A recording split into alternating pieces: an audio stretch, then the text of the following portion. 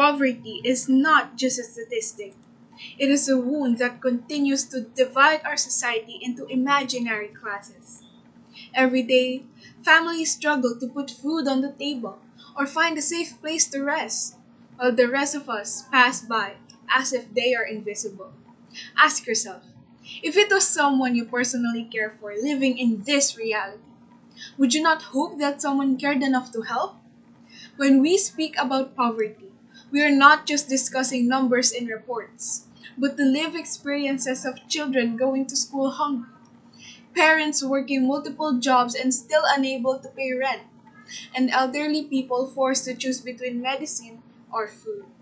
These struggles are real, ongoing, and close to home, and yet we often treat them as though they belong only to others. But poverty is not distant. It is present in our communities, in the faces of neighbors, classmates, and workers we pass by every single day. The truth is, poverty does not exist because people are lazy or unworthy. It persists because of broken systems that limit education, jobs, and opportunity. If schools lack teachers, books, or safe classrooms, how can children be expected to break free from the cycle? If wages remain too low to afford even the most basic needs, how can workers possibly keep up with rising costs of food, housing, and healthcare? When we ignore this reality, we allow inequality to shape a world we live in, and our silence makes us involved. To treat the poor as disposable is to deny compassion itself.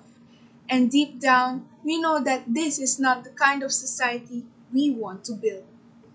Now, the question is, will we continue to look away or will we act? Change begins with empathy, but it must lead to action, supporting education, fair work, and policies that lift people out of endless cycles of suffering. Action means ensuring every child has access to learning, every worker earns enough to live with dignity, and every family has access to housing, clean water, and healthcare. Every person deserves respect, and it is our responsibility to make sure no one is discarded simply because they are poor. If we are to build a better society, we must choose to see the invisible, raise our voices for the unheard, and extend the hand to those who have been pushed aside. In the end, poverty is not a problem for them, it is a challenge for all of us. And only when we act together can we create a future where no one is left behind.